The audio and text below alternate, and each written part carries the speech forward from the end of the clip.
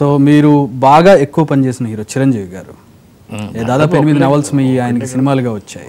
So ఆయనతో మీకున్న relation ఎలాంటిది? 8 సినిమాలు అంటే it's not a small we were close friends for around 20 years.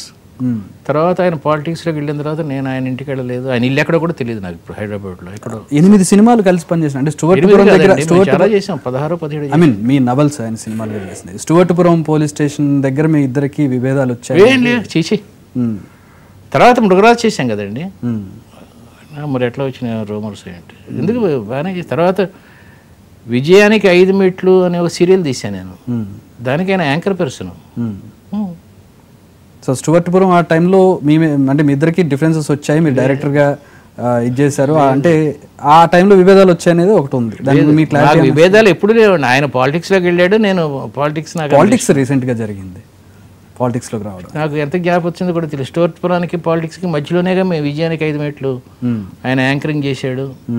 If I'm correct మృగరాజు కూడా అప్పుడే తీసినట్టు గుర్తు. ఆయన రికమెండ్ చేశాడు నన్ను, ఎండమూరి ఖాళీగా ఉన్నట్టు పెట్టుకోండి అని చెప్పి. మీరు డైరెక్టర్గా ఎందుకు విఫలం అయ్యారనుకున్నావు? పెద్ద వెళ్దాం. ఎలాంటి డైరెక్టర్ అనుభవం లేనప్పుడు మీకు స్టూవర్ట్పురం ఆయన ఎలా ఇవ్వగలిగారు? ఎంత మంచి ర్యాప్ ఉంటే మీకు ఆయన ఇచ్చి ఉంటారు? ఎలాంటి రిలేషన్ ఉండేది అప్పుడు?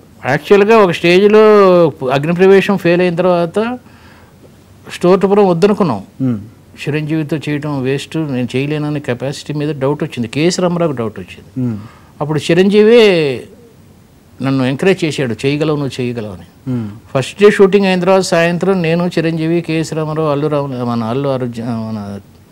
అల్లు అరవింద్ కూర్చున్నప్పుడు కూడా ఆ రోజు రాత్రే మానేసేసి ఇంకో డైరెక్టర్కి ఇద్దాం, ఇది చాలా ఎక్కువైపోతుంది బొడ్డని, నేను చేయలేకపోతున్నాను నాకు అని డిస్కషన్ వచ్చింది. అప్పుడు చిరంజీవి బ్యాక్ బోన్గా నిలబడి చేశాడు.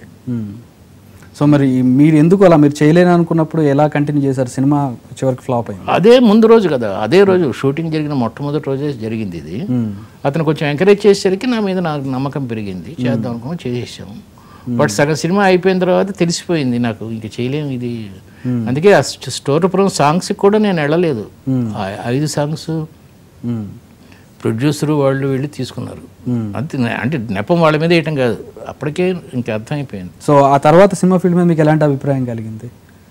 తర్వాత చాలా తక్కువ అయిపోయింది సినిమా ఫీల్డ్లో మీరు అన్నట్లుగా. తర్వాత చాలా తక్కువ, 1-2 తప్పితే అంత ఫ్రీక్వెంట్గా అంతకుముందు చేయలేదు. ఎందుకంటే ఫస్ట్ థింగ్ ఏంటంటే మొదటి నుంచి స్క్రీన్ ప్లే చేయడమే నాకు ఇంట్రెస్ట్ బాగా. లేకపోతే నా నవల్స్ రాసుకుంటే కూడా చేయడం, ఈ రెండే తప్ప స్టోరీ సినిమా కోసం క్రియేట్ చేయడం అనేది నేను ఇంతవరకు చేయలేదు ఎప్పుడు, ఎక్సెప్ట్ 1 or 2 విక్కీ దాదా లాంటి సినిమాలు తప్ప.